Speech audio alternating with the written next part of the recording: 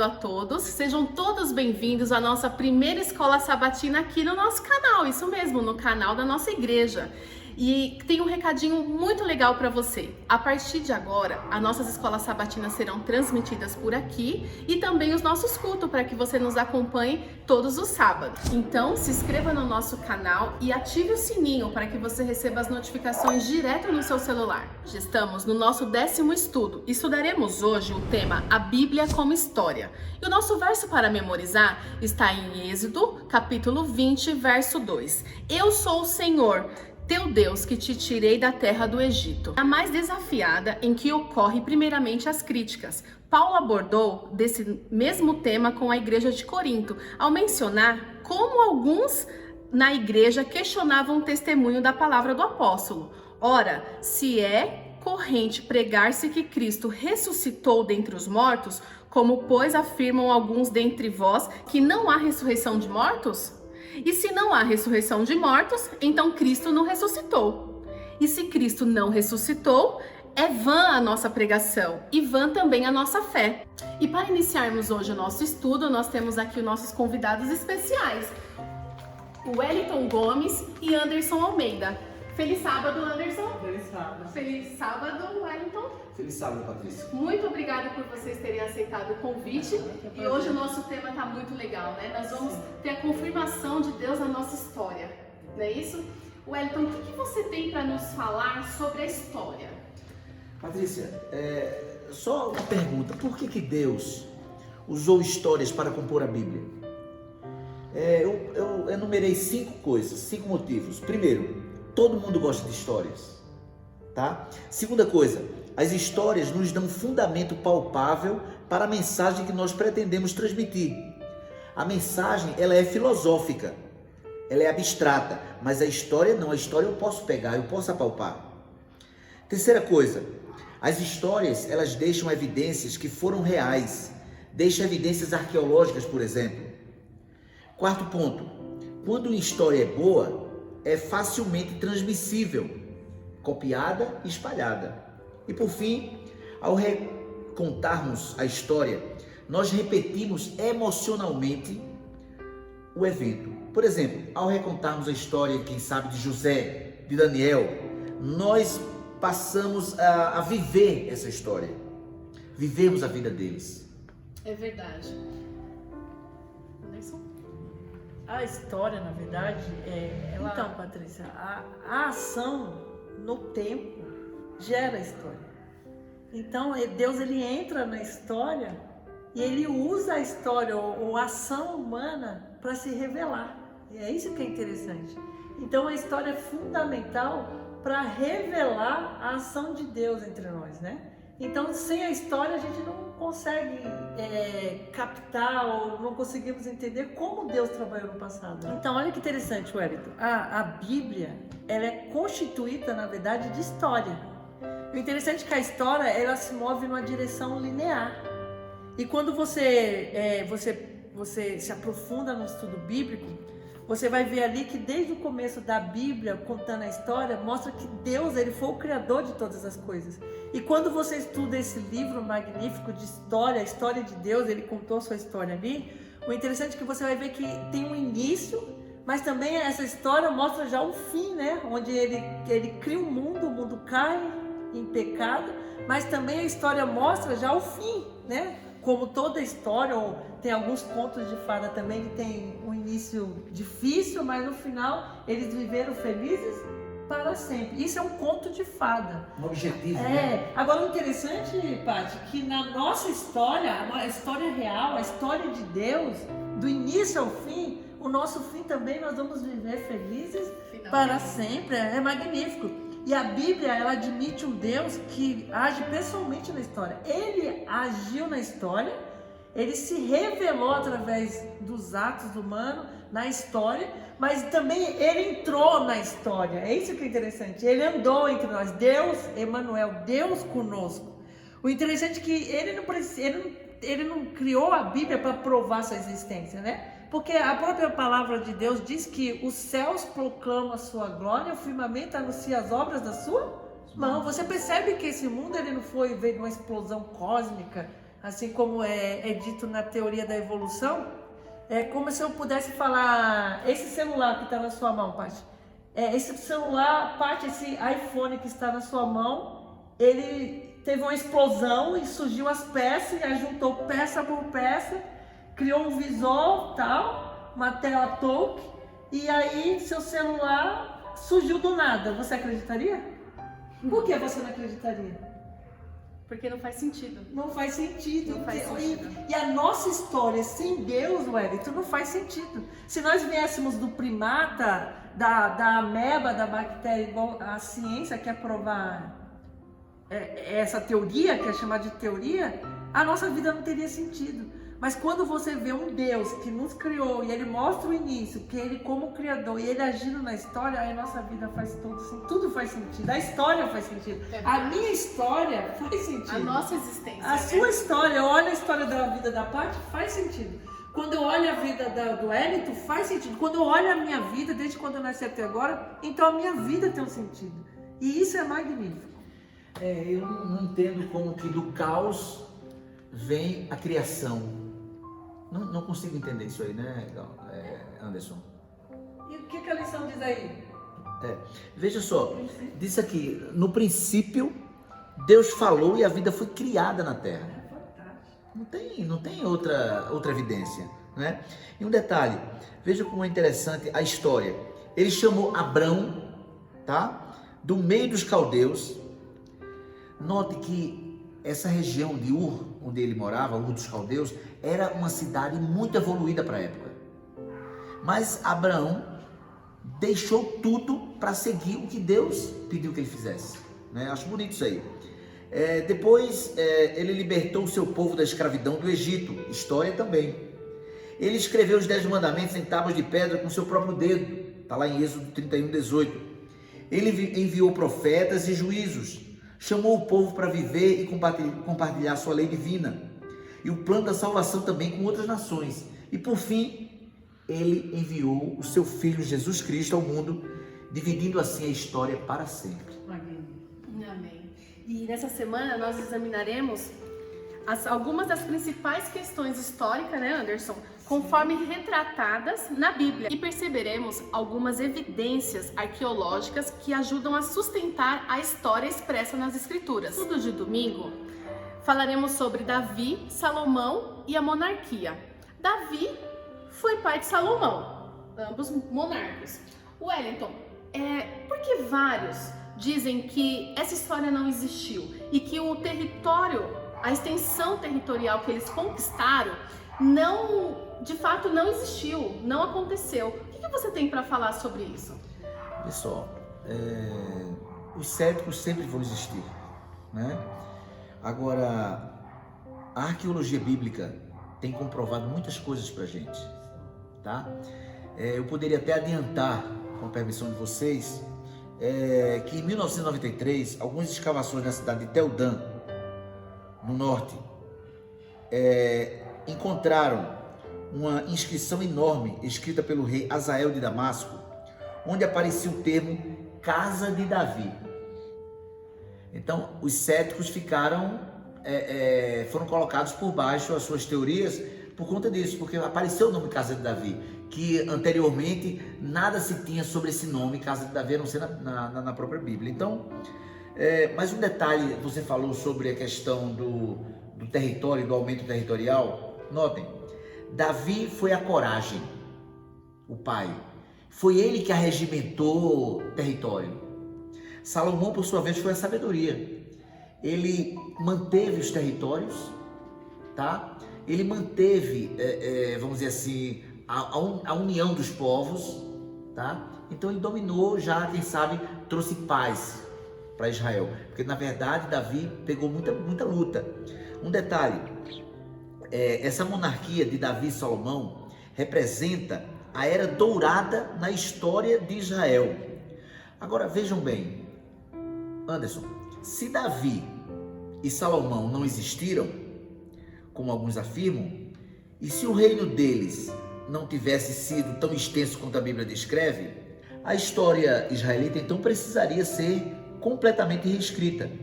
No entanto, essa história, como se lê nas Escrituras, é precisamente o que dá a Israel e à igreja a sua função e missão singulares. Anderson, em 1 Samuel 17, como Deus concedeu uma vitória decisiva a Israel? Quem foi usado para essa vitória? Onde ela aconteceu? Então, a história, a Bíblia contando essa história, ela nos revela que Saul estava ali batalhando contra os filisteus. E eu posso ler o texto aqui, rapidinho? Ajuntaram os filisteus e as tropas para a guerra, e congregaram-se em Socó, que está em Judá, e acamparam-se entre Socó e Azeca, e em Éfes-Damim. Porém Saul e os homens de Israel se ajuntaram e acamparam no vale de Ela, e ali ordenaram a batalha contra os filisteus. Estavam entre estes um monte do lado da Além, e os israelitas no outro monte do lado da Quem, e entre esses o vale. E olha que interessante, você vendo aqui na lição de domingo, aqui diz que aquela batalha ali, naquele ponto geográfico onde estava tendo aquela batalha, ali tem um sítio que chama Sítio de Kibert Keiafa, e ele está localizado exatamente na área de acampamento escrito na Bíblia, onde os israelitas estavam ali lutando contra os filisteus. O interessante é que cavações arqueológicas recentes, elas fizeram uma escavação. O interessante é que encontraram 2 portões. Olha, magnífico, né? Como a história, a arqueologia, podemos dizer assim, ela dá vida. Ela mostra a realidade realmente da Bíblia, né? O interessante é quando eles escavaram aqueles 2 portões ali, que datam do mesmo período de tempo daquela guerra. O interessante é como antigamente as cidades tinham sempre um portão, né? Mas na verdade eles na escavação eles encontraram 2 portões. O interessante é que ali o interessante é que nas escavações eles encontraram 2 portões, Wellington. Agora, Wellington, olha, em 1 Samuel 17:52, aí diz: então os homens de Israel e Judá se levantaram e jubilaram e perseguiram os filisteus até Gate e até as portas de Ecrom. E nas escavações atuais encontraram 2 portas. Então essa característica pode nos ajudar, como a lição vem mostrando, a identificar o local de Saraim, porque em hebraico significa 2 portões, exatamente onde foi achado o local onde eles guerrearam, e tinham 2 portões, 2 portões de Saraim, entendeu? Então, para você ver que magnífico como a arqueologia hoje ela vem dando veracidade à escritura, né? O interessante é que pela primeira vez essa antiga cidade bíblica, em 2008 a 2013, foram encontradas respectivamente 2 inscrições que muitos acreditam que representam a mais antiga inscrição hebraica já encontrada. O interessante é que a segunda inscrição menciona o nome de Isbaal, e quando nós estudamos na Bíblia, a gente sabe que o nome Isbaal foi um dos filhos de Saul, que está lá em 1 Crônicas 9:39. Eu falei com você, Anderson, falei no começo aí, sobre as escavações de 1993 em Tel Dan, no norte, onde descobriram essa inscrição pelo rei Hazael de Damasco, onde tinha o nome Casa de Davi. A dinastia de Davi, que foi muito questionada pelos céticos, ela foi descrita na Bíblia dessa mesma maneira, não é? O que acrescenta evidências arqueológicas poderosas de que Davi realmente existiu historicamente, exatamente como a Bíblia declara, não é? Então, vemos a importância, como você falou, da arqueologia bíblica para comprovar a historicidade da Bíblia.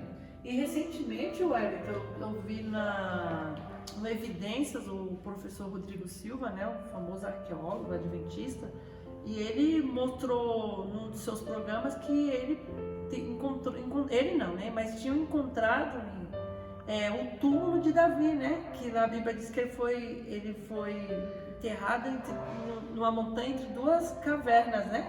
E recentemente, exatamente o lugar que a Bíblia mostra ali, descrito, que ele, quando ele foi lá com a sua equipe, realmente eu olhei ali, eu fiquei impressionado, porque do jeito que está escrito na Bíblia, ele está ali naquela montanha, entre o vale, e ali duas rochas cavadas ali, né? Você vê exatamente do jeito que a Bíblia, ela escreveu, a história escreveu bíblica, você consegue ver hoje, né? Muito fantástico. Wellington, imagine se o rei Davi realmente não tivesse existido, como alguns afirmam por aí. Quais seriam as implicações disso para a nossa fé hoje?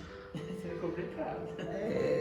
Estaríamos assim, sem base, tá? Porque eu falei anteriormente que se não existisse Davi, né? Então não haveria Jerusalém. Eu falei logo no começo, não teria templo construído, o templo de Jerusalém. Tá? E também não existiria Jesus, porque Jesus faz parte da linhagem de Davi. Muito obrigada. E, normalmente quando você via Jesus andando entre as pessoas, o que é que, por exemplo, um cego, ele gritou: Jesus, filho de Davi, tenha misericórdia de mim. É isso aí. Deus, ele usou uma pessoa fundamental para dar vitória para o povo de Israel naquela batalha.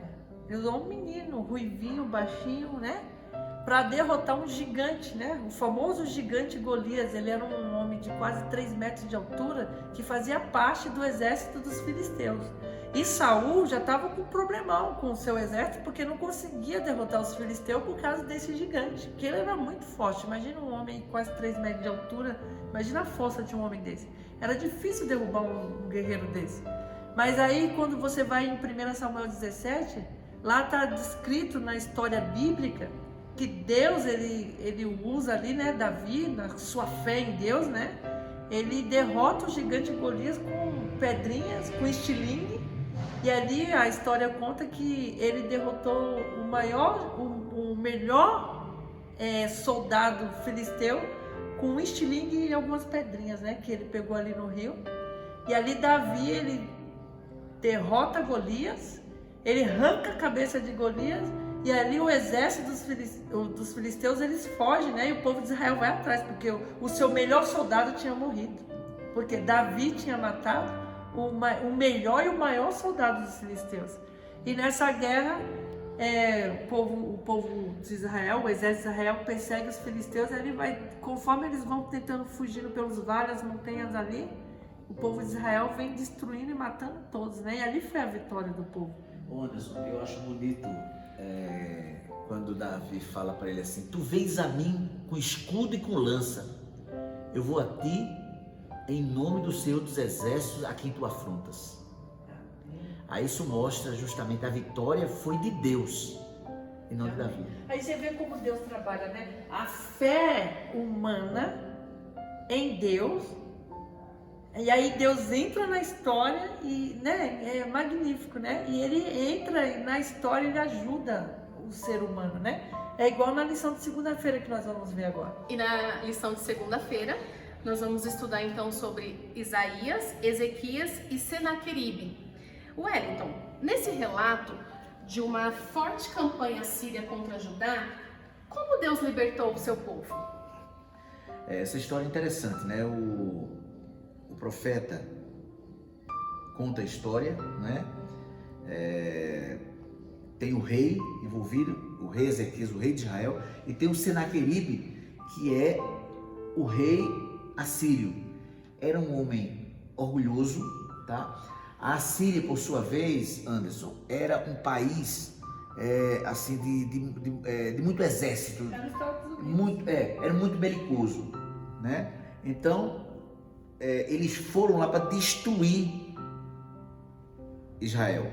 Só que o profeta Isaías, lá em Isaías, deixa eu ver onde está aqui, Isaías 37, 33 a 35, o profeta disse assim: pelo que assim diz o Senhor acerca do rei da Síria, não entrará nessa cidade, coisa interessante, nem lançará flecha nenhuma, não virá perante ela com escudo, nem há de levantar tranqueiras contra ela. Pelo caminho por onde vier, por ele voltará. Mas nessa cidade ele não vai entrar, diz o Senhor, porque eu defenderei essa cidade para a livrar por amor de mim e por amor do meu servo Davi. Orgulhar-se apenas de ter derrotado a cidade lá em Laquis. Só. A prova final entre o Deus do céu e os deuses dos assírios foi demonstrada na libertação do povo de Deus. Ele viu os atos de agressão da Síria, Deus viu os atos de agressão da Síria, ouviu a oração de Ezequias, sabe? E Deus incrivelmente agiu na história, não é? Um anjo de Deus, um anjo apenas, acabou com o exército. E no âmbito teológico, falando assim, se você pega a história de Ezequias e os assírios ali, ela só perde, modo de falar, para o êxodo, quando o povo de Israel está fugindo ali do exército egípcio, e ali o povo de Israel está ali cercado entre as montanhas e aquele grande exército dos egípcios, e aí Moisés, e ele confiou em Deus, Deus falou com ele, e ali nós vimos um grande livramento, porque pela fé, né, o mar se abriu ali, e o povo de Israel passou e fechou. Quando o povo egípcio foi perseguir o povo de Israel ali no Mar Vermelho, o mar fechou, e ali morreu todo o exército do Egito. E aqui, nessa história mesma, só perde pro Êxodo, porque ele confiou em Deus, ele deixou Deus agir, né, pela fé ali, e aí 180 mil soldados. E aí isso marcou a consciência do povo de Israel naquele tempo, né? Que ninguém precisou levantar uma pena, ou seja, Deus agiu. Foi um milagre do céu, né? Isso é fantástico. Amém. E a prova final entre o Deus do céu e os deuses do assírios foi demonstrada na libertação do povo de Deus. Isso. Né? Ele viu os atos de agressão da Assíria e ouviu a oração de Ezequias, e Deus agiu na história. E agiu e marcou a história. Marcou, porque ficou na mente daquele povo. Imagina se nós estivéssemos naquela época, naquele tempo. Você está dentro de uma cidade e subir no muro aí de 3 metros dessa cidade, quando você olhar do lado de fora, você vê um oceano de soldados com flecha, carruagens para invadir a sua cidade. E você sem arsenal, e você sem soldados o suficiente para combater aquele exército. Então, na mente humana, é o fim. Mas aí Deus entra na história e é fantástico. Eu imagino, Wellington, eu e você e Patrícia, quando amanheceu o dia, nós subíamos assim no muro e ver 180 mil soldados, tudo mortos, deitados no chão, né? E aí você fala, não, só um poder sobrenatural para fazer um tal ato desse, né? Anderson, como Deus age diferente de nós, né? É verdade. Veja que coisa. Quando o ser humano pensa, estamos perdidos, Saul, por exemplo, quando viu lá o gigante, Saul foi covarde. Olha, Saul era o cara mais alto do exército, ele era muito alto. Talvez ele era o cara mais preparado e mais provável de derrotar. Mas você sabe qual foi o segredo dessa história? Ele não tinha sido escolhido por Deus. Quem foi escolhido foi Davi. Mas, Patrícia, pensa comigo, todos nós podemos ser um Davi. Exatamente. Porque se você agir com fé, Deus ele vai fazer história através de você. Olha que interessante, não é? Saul, ele era despreparado porque ele não tinha o Deus dos exércitos com ele. Por isso ele era um derrotado. Então veja como Deus age, né? Lembra daquela história, eu vou mudar um pouquinho, só lembrar a história de Gideão. Anderson, e como você falou na lição de segunda-feira, de que Deus age através da nossa fé e faz história na nossa vida, eu acho que a lição de terça-feira é a prova disso. Daniel, Nabucodonosor e Babilônia. Que história que até hoje faz história. Essa é a realidade, né? Anderson, em julho de 2007, teve um estudioso da Universidade de Viena que estava trabalhando em um projeto lá no Museu Britânico, e ele encontrou um tablete da época de Nabucodonosor, rei da Babilônia. E é muito interessante essa história, porque nesse tablete ele encontrou encontrou o nome de Sarsequim, o nome de um oficial babilônico. E eu queria ir mais além. Eu, estudando um pouco com o Rodrigo Silva a história de Daniel, ele também comentou que aqui no Brasil tinha um cara que trabalhou fora, lá nessa cidade, e numa obra ele encontrou uma pedra qualquer e trouxe. Eu não sei se vocês já ouviram essa história. E trouxe. E ele guardou ela aí por muitos anos, e até que a esposa queria jogar fora, não é isso? E no final da história, chegou para Rodrigo Silva, ele entregou para ele e falou: olha, eu trouxe de tal lugar, eu não quero mais essa pedra, vê o que você faz. Quando ele viu na pedra, eu não sei exatamente como que se fala em hebraico, mas confirmava a existência de Nabucodonosor. Estava escrito o nome de Nabucodonosor. E o mais interessante é que a pedra não era falsa, e foi comprovado pela USP, porque eles fizeram uma análise para ver se ela tinha sido modificada ou alguma coisa do tipo, e eles encontraram que ela foi queimada com um fogo, com uma temperatura tão alta, 40 vezes mais, e que só poderia ter sido encontrada na fornalha de fogo. Nossa, fantástico. Então, essa é a comprovação de que Nabucodonosor existiu na história, né? Interessante que Sarsequim, ele foi um dos muitos indivíduos, tanto os reis como os oficiais, né, que foram redescobertos, podemos dizer assim, né, da época de Daniel e Nabucodonosor. E o interessante é que, para você ver que a arqueologia, ela dá verdade, veracidade à palavra. Em Reis, Jeremias 39:3, fala o nome dele, de Sarsequim, Então entraram todos os príncipes do rei da Babilônia e se assentaram na porta do meio, Negal, Sarezé, Saganebo, Sarsequim, Rabi-Sariz, Neagal-Sazek, Rabi-Mageg e todos os príncipes do rei da Babilônia, que fala o nome dele, foi encontrado um tablet. E a arqueologia comprovou a existência dele. Né? Deus é fantástico. Wellington, como as primeiras decisões de Daniel correspondem às ações de Deus em usá-lo como seu servo e a profecia para influenciar milhões de pessoas ao longo da história? São 5 capítulos, né? Os 5 primeiros capítulos de Daniel, eu coloquei assim algumas palavras como base para cada capítulozinho desse. Capítulo 1, cativo. Capítulo 2, provado. Capítulo 3, elevado. Capítulo 4, alvejado. E capítulo 5, redimido. Tá? A história de Daniel realmente é fascinante. Muito. Fascinante a história de Daniel. Daniel, logo quando ele chegou, ele poderia ser um cara que não ligasse para nada, porque ele deixou, olha, Daniel perdeu tudo. Saiu da sua terra, perdeu sua família. O pior, tornou-se um eunuco, né? O eunuco, eu estava vendo na internet o que significa eunuco. O eunuco significa vigilante de camas, né? O rei geralmente colocava o eunuco para tomar conta do harém dele. Só que o rei tinha medo, porque se o cara fosse um homem de verdade, poderia tentar manter... Traí-lo, né? Com suas esposas. Manter alguma relação com algumas das esposas do rei. Então, geralmente, essas pessoas eram castradas. E essa é castrada, os órgãos sexuais dele, né? Ou os dois, ou um só, né? Né? Eu até coloquei aqui.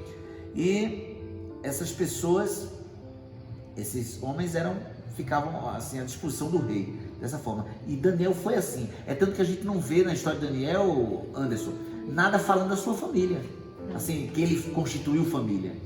Não, porque ele fez parte dos príncipes e ele fazia parte ali da cúpula de Nabucodonosor, então ele, na verdade ele realmente era um eunuco, né? O mais interessante nessa história é que ele resolveu firmemente, porque se fosse um de nós poderia se revoltar contra Deus, porque o Senhor deixou acontecer isso comigo, porque o Senhor deixou que meus pais, meus irmãos, as minhas irmãs fossem degolados, né? Ele viu a família, os primos, tios, tudo sendo degolado. Então ele poderia, sim, eu poderia, você, se você não tiver uma fé firme, você poderia se revoltar contra Deus. Mas a Bíblia já começa falando, e resolveu firmemente, através dessa firmeza, dessa fé, Deus fez história através dele. Aí o que aconteceu? A primeira coisa que ele fez foi quando ele chegou lá, ofereceram para ele as comidas do rei, as iguarias do rei. Porque essas pessoas que foram... Eu li uma vez na história que Nabucodonosor, quando ele vencia um país, né, ele pegava assim, os principais desses países, os mais sábios, e trazia para Babilônia para que ele ficasse à disposição do rei. E Daniel era assim um rapaz muito inteligente, muito culto, muito sábio. E o rei ofereceu então as suas iguarias. Mas quando ele disse não, como você disse, ele foi resoluto, né, em dizer assim, não, eu não quero me contaminar com essas iguarias. Então ele preferiu comer o quê? Legumes e beber água. Mas você sabe que essa questão aí dele não ter aceitado as finas iguarias do rei vai até um pouco além de só rejeitar por conta de ser algo que a Bíblia não nos aconselha. A questão ali, eu acho que fundamental foi a obediência. Não é Deus que está mandando eu comer isso, entendeu? Então ele era extremamente obediente e mesmo em toda aquela situação ele escolheu firmemente ser fiel, né? Então quando eu falei de que Daniel perdeu tudo, ele foi feito eunuco e nunca mais ele reviu a sua família, né? Foi duro, foi terrível, não foi fácil. E Wellington, através desse firmemente dele, Deus usou ele, como a gente conhece a história, ele revelou o sonho do rei, ele se tornou governador, e através do seu testemunho e sua fé, o maior rei já de império desse mundo, Nabucodonosor, se converteu. E Daniel vai ter o prazer de um dia rever Nabucodonosor no céu, através do seu testemunho. Isso é fantástico, né? Muito bom. Anderson, e na lição de quarta-feira, eu acho que é a mais especial. Eu posso fazer um comentário? O interessante, Wellington, que o rei Nabucodonosor, né? Ele era filho de Nabopolassar. Ele e seu pai, eles construíram o maior império da época, né? Eles construíram uma cidade, ela era praticamente do tamanho da capital de São Paulo. Não, é interessante, né? E ela tinha muros de 4 a 7 metros de espessura. E eram muros duplos, imagina. Um muro de 4 metros e duplo. Ou seja, era uma cidade impenetrável. Se você fosse escavar os muros, você não conseguiria.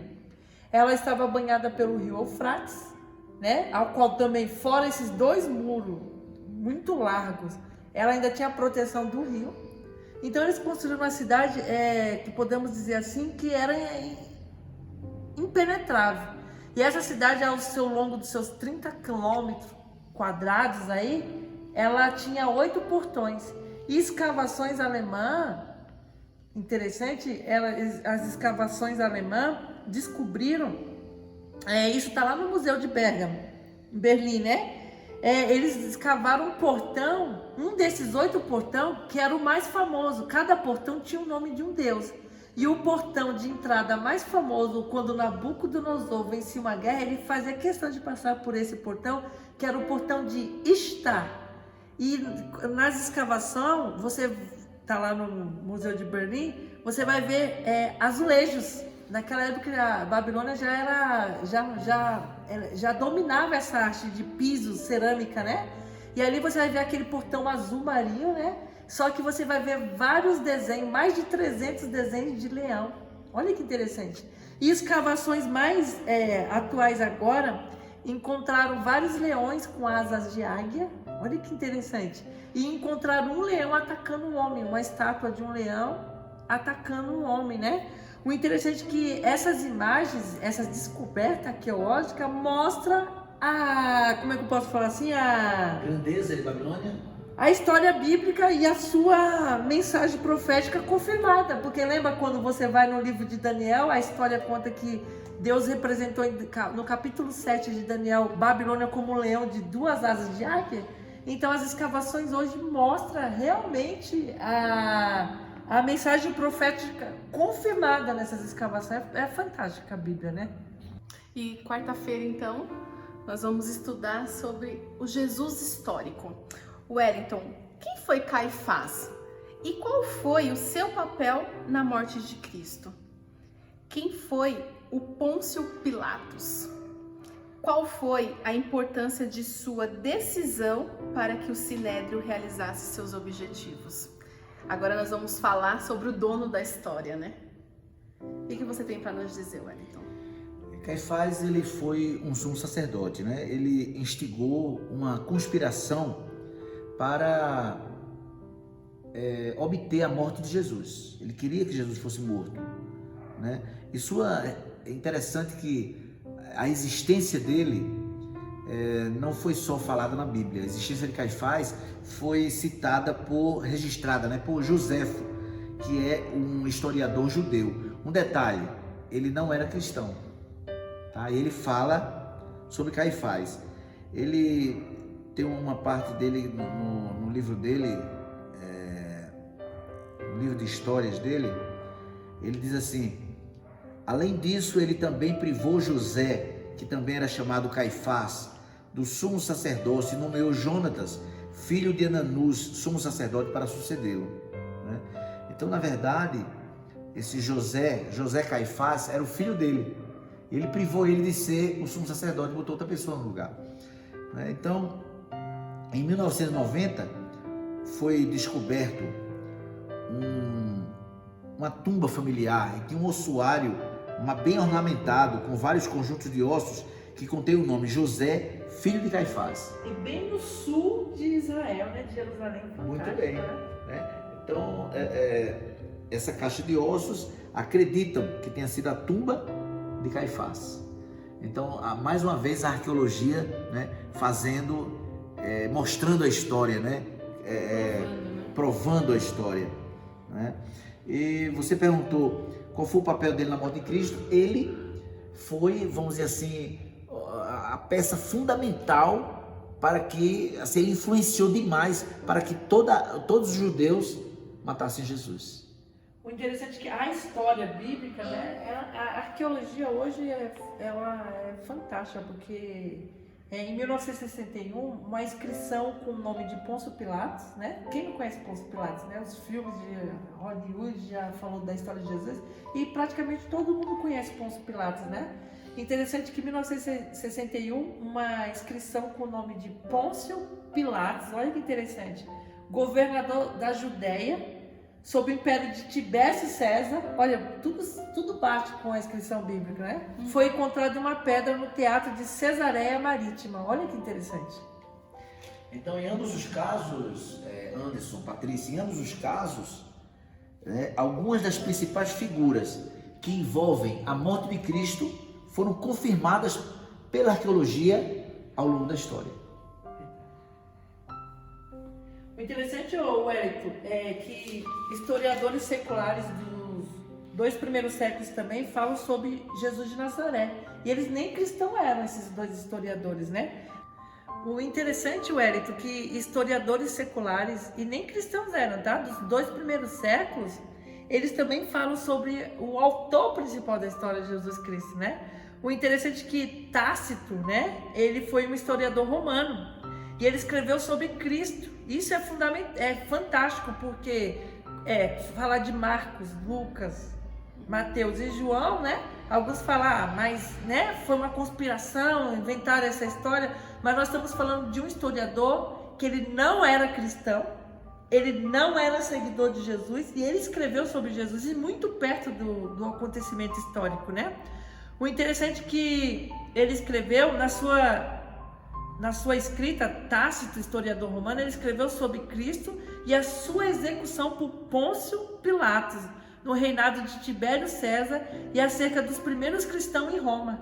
Plínio, também, o jovem governador romano, escreveu no ano 112 a 113 ao imperador Trajano. O interessante é que ele estava perguntando, Wellington, como é que ele trataria os cristãos? Porque esses daí ficavam nas beiras dos rios cantando, dando louvores a deuses, como os romanos que adoravam seus deuses, né? O interessante é que essas fontes históricas apresentam base adicional extra bíblica para dar veracidade à escritura, né? A existência, né? De Jesus, então, na verdade, não foram só os evangelhos que falavam de Jesus, né? Homens como Joséfo, Tácito, como Plínio, né? Flávio José. Então, falaram de Jesus, falaram de Pôncio Pilatos, falaram de Caifás. Isso é maravilhoso, porque a gente vê, mais uma vez, né, a história, né, comprovando a Bíblia, né, a palavra de Deus. Os próprios evangelhos são a fonte primária sobre Jesus e devemos estudá-los cuidadosamente para aprender mais sobre Cristo e sua vida. Amém? Amém. Vamos para quinta-feira falar então sobre fé e história. Anderson, quais lições podemos aprender com a vida desses heróis antigos? Eu vou citar uns 3 aqui pra gente falar dele, tá bom? Enoque. Então, Patrícia, como eu disse no começo, né? Ninguém aqui vive isolado, ninguém é uma ilha para morar sozinho, né? Então, nossas escolhas influenciam a nós mesmos e quem está em volta da gente, né? E aí, o que eu decido, o que eu penso em fazer, o meu modo de agir vai fazer história, né? O meu movimento, o meu agir vai fazer história. E aqui, como você disse, essa pessoa fez história, né? Você está falando de Enoque, né? E Enoque, lá no começo das escrituras, a Bíblia diz que ele era um homem que andou com Deus, né? O interessante é que na época dele ele fez história, porque ele tinha uma fé, porque a fé não é simplesmente uma crença em algo ou alguém, é agir em resposta a essa crença, e ele agiu, porque ele cria em Deus, ele andou com Deus, e a sua maneira de expressar a sua fé era tão fantástica que o seu rosto iluminava, a palavra de Deus diz. E as pessoas tinham prazer de estar do lado de Enoque, de ver ele falando, pregando, e a fé dele foi tão grande que Deus levou para morar com ele, né? Olha que interessante. Wellington, o que você tem para falar sobre Noé? Antes de falar sobre Noé, eu só vou falar uma palavrinha. A fé, ela é ativa, ela é dinâmica, tá? Não existe fé parada, paralisada. Quando você tem fé, ela age de uma forma altamente dinâmica. Por isso que você falou de Enoque, Anderson. O Enoque, ele agradou a Deus e foi trasladado. Deus o tomou para si. Ele tinha atividade, né? Você falou de Noé agora. Vê que coisa interessante. Noé agiu com fé quando ele construiu a arca. Sabe por quê? Em virtude de nunca ter chovido, a experiência, a razão faziam com que as pessoas dissessem assim: você está louco construir um barco enorme desse, nunca tinha chovido sobre a terra. Mas Noé, ele tinha uma fé tão grande em Deus que ele obedeceu. Noé obedeceu a Deus, né? E a humanidade sobreviveu graças a Noé. Se não fosse graças à ação dele. Por isso que eu digo que a fé é ativa, a fé é dinâmica. Noé agiu, construiu a arca, tá? E Abraão, eu acho que é uma história linda sobre fé, né? Como que uma pessoa aceita levar o seu próprio filho em sacrifício? E vou além, hein? Ele morava em Ur dos Caldeus, a cidade mais sofisticada da época, um lugar onde não faltava alimentação, porque na Mesopotâmia, ali do sul da Mesopotâmia, era o lugar que mais tinha fertilidade. Então, vamos também pensar que Abraão era rico, já veio de uma família rica. O interessante é que ele teve que deixar tudo isso, para ir para um lugar que ele nem sabia onde era, um lugar ele saiu sem rumo, né, na verdade, né? E aí, como o Wellington diz, a fé, ela é ação, né? Wellington e Sara, o que você tem para falar dessa mulher? Sara, já velha, né? Ela sorriu quando o anjo falou da promessa para ela sorriu. Mas depois ela teve o privilégio de ser usada como vaso para essa grande promessa que Deus fez para Abraão. Anderson e José. José, a gente vê aí a história, né? Que ele foi traído pelos seus irmãos, né? Foi levado para uma terra desconhecida, né? Para quem estava acostumado, não me entenda, com o maior império da época, assim, a mesma história de Daniel, né? Uhum. E ele ficou impressionado ali com aquela arquitetura, aquela cultura, né? E ali preso, 7 anos, né? Traído pelos irmãos, preso, ele manteve a fé. Tinha tudo para ser revoltado. Tinha tudo para se revoltar como Daniel, mas ele acreditou, ele confiou, ele agiu, né? Como Wellington diz, e Deus usou sua fé e fez história, porque ele se tornou o maior governador da maior nação da época, né? E aí, como Wellington diz, né, Wellington, você falou aqui para mim, que ele ainda reescreveu sua história depois de morto, porque ele falou que quando o povo de Israel fosse tirado do Egito, que tinha que levar os ossos dele para ser enterrado junto com a sua família, né? Ele já acreditou no Êxodo. Ele creu no Êxodo e fez preparativos para depois de sua morte. Verdade. E Moisés, Wellington? Olha, Moisés Uma história recusou, sensacional. Recusou ser chamado filho da filha de Faraó. Recusou ser rei da maior nação do mundo da época, que era o Egito. Sabe para quê? Para ser usado como vaso por Deus para libertar o seu povo. Raabe, né? Raabe morava em Jericó, né? E o interessante, era uma prostituta, só que ela creu, a sua fé, ela creu.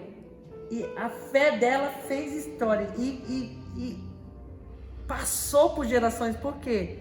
Ela creu na palavra, ela protegeu os espias, e através desse ato de fé dela, ela conseguiu salvar a ela, a sua família. E aí eu vou, pasme, ela é uma das vó do Messias, né? E ela é vó de quem? De Davi, bisa, bisa, né? De Davi. Olha que interessante. Então, para você ver, uma fé de uma prostituta, ela vai ter o privilégio, eu chamo de privilégio, de ter sido uma das mulheres da linhagem do Messias, né? Fantástico. Sansão, Wellington. Sansão, eu coloquei aqui uma frase que eu acho linda. Sansão, todo mundo conhece a história de Sansão, né? Mas a frase que eu quero dizer é que Sansão, ele, apesar de cego, ele pôde enxergar no final pelos olhos da fé. E ele fez a história dele, né? Tá ele na galeria dos homens da fé, que está lá em Hebreus 11. Apesar de tudo que aconteceu de ruim na vida dele, no final ele reconhece as suas falhas, pede novamente o favor de Deus e diz na Bíblia, lá no livro de Juízes, que ele matou mais gente dos inimigos de Deus na sua morte do que quando estava em vida. E outra, viu, Wellington? Nós sabemos, assim, eu posso falar tão pouco sobre como as nossas decisões, elas afetarão a minha vida e inúmeras vidas de pessoas e gerações que ainda estão por vir. Então a minha ação, ela hoje pode influenciar pessoas para a vida ou para a morte, não só enquanto eu viver, mas depois que eu morrer, né? Eu falo, né, Anderson, Patrícia, eu falo assim que se as nossas decisões fossem só prejudicar a nós mesmos, tudo bem, menos mal. Mas quando nós tomamos decisões, determinadas decisões afetam muita gente, afetam famílias, amigos, até pessoas estranhas são afetadas pelas nossas decisões. Você vê, um líder dos Estados Unidos, a liderança, o presidente americano, quando ele resolve dar a ordem para jogar bomba em Hiroshima, né? Você vê que a bomba estourou ali, mas até hoje, através da ele já morreu, Mas até hoje a decisão de um homem, ele ainda traz consequências até hoje, porque o lugar ele ficou radioativo, né? E ainda nasce crianças com problemas, defeituosas, né? Então você vê que a decisão que você toma hoje, ela vai afetar gerações futuras, né? Eu fico pensando, Wellington, agora, não sei se vai estar muito dentro da Bíblia, mas tipo, hoje essa geração viciada, né? Tipo um rapaz ou uma moça que usa crack ou cocaína, ela usa ali, aquilo fica codificado no seu DNA, e quando você tiver um filho, lá no DNA dele, ele vai ter uma predisposição já para essa droga. Diferente da minha pessoa, que meu pai e minha mãe nunca usou droga, se eu for usar, eu vou levar um tempinho para viciar. Não, mas uma criança que já nasce com predisposição, um jovem que já tem predisposição, é muito mais fácil se tornar um viciado. E isso atinge até a 4ª geração. Olha que você vê que a nossa decisão hoje vai afetar a minha 4ª geração. E só para finalizar aqui o estudo de quinta-feira, fé não é simplesmente uma crença em algo ou alguém. É agir em resposta a essa crença. É uma fé que atua. E isso é considerado como justiça. Esses atos de fé mudam a história, assim como nós vimos nessas histórias que estudamos agora há pouco. Cada um deles depende da confiança da palavra de Deus. Anderson, e para a gente encerrar então, o que você tem para dizer sobre tudo isso que aprendemos hoje, sobre tudo que vimos sobre os historiadores, sobre a arqueologia, a comprovação da existência de Deus aqui na Terra e também o que nós aprendemos com a fé dos antepassados, né? O que você tem para nos dizer hoje? O interessante é que, se você olhar para a Bíblia ela é a história mais antiga, né? A Bíblia foi o primeiro livro e ela é a história mais antiga e abrangente da humanidade, né? Ela é que a humanidade possui hoje, né? Você tem um começo e fim, né? E veio diretamente da fonte da vida, daquele que entrou na história, daquele que fez a história, daquele que dividiu a história. E ao longo dos séculos, a mão divina tem preservado a pureza dessa história, né? Dessa palavra, né? A própria Bíblia diz, né? Seca-se a erva, caem as flores, mas a palavra permanece. Para sempre. E essa palavra, essa história, ela ilumina o remoto passado que a pesquisa humana em vão procura desvendar. Né? Hoje a ciência, o que ela quer? Ela quer saber de onde nós vemos, de onde surgimos, né? E aí tem as teorias da evolução e várias teorias do Big Bang, mas quando você estuda a palavra de Deus, você vê que você veio da mão de um criador, né?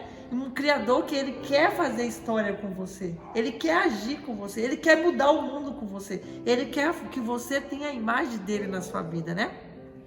Somente na palavra de Deus contemplamos o poder que lançou os fundamentos da terra. Então, quando você estuda a palavra de Deus, você realmente vai entender que aquele que criou esse planeta, ele tem poder. Wellington, eu queria te fazer uma pergunta interessante. O que acontece quando as evidências arqueológicas são interpretadas de uma forma que contradiga a história bíblica? Olha, na verdade, a fé, ela independe da arqueologia, tá? A arqueologia é bom, porque ela, assim, prova muitas coisas pra gente, assim, prova a história e tal, mas a fé independe disso aí, tá, Patrícia? A fé independe. Os homens, os céticos, buscam um monte de teorias, como disse você, Anderson, para poder provar justamente o inverso do que a arqueologia bíblica tenta provar, tá? Agora, eu quero dizer uma coisa para vocês. A verdadeira ciência, Anderson, Patrícia, ela está em conformidade com a palavra de Deus. Sabe por quê? Porque Deus é o cientista maior. Deus é a ciência, tá? Deus é a sabedoria. E eu quero só finalizar as minhas palavras, eu sei que o tempo já está no final. No finalzinho aqui do nosso manual, diz assim, Anderson, sabe que, não, perdão, é aqui, ó, para o homem verdadeiramente sábio, os conhecimentos científicos abrem vastos campos de pensamentos e informações. Tá? Isso foi falado no livro Testemunhos para a Igreja, volume 8, página 325. Então, na verdade, não pode haver separação da verdadeira ciência com a palavra de Deus. Porque Deus é a ciência, Deus é a sabedoria, dele provém tudo, né? Então eu termino falando isso aí. Deus é a sabedoria, Deus é a ciência, dele provém todas as coisas. Amém. E o maior, Pai, achado arqueológico, sabe qual é? A nossa fé. Ok. Amém. Amém.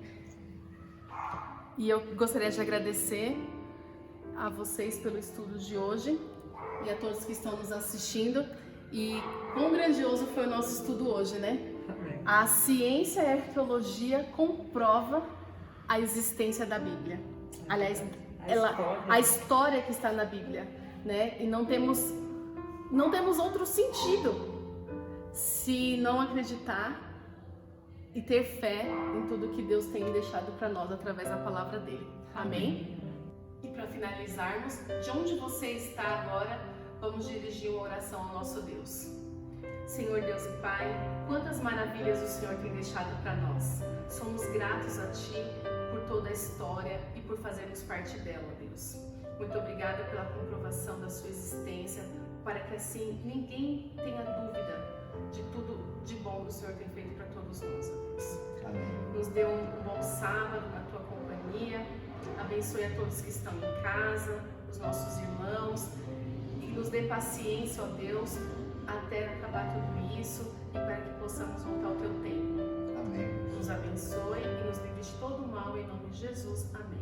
Amém. E no próximo sábado teremos novamente o nosso segundo estudo transmitido aqui pelo nosso canal e você não pode perder. Até sábado.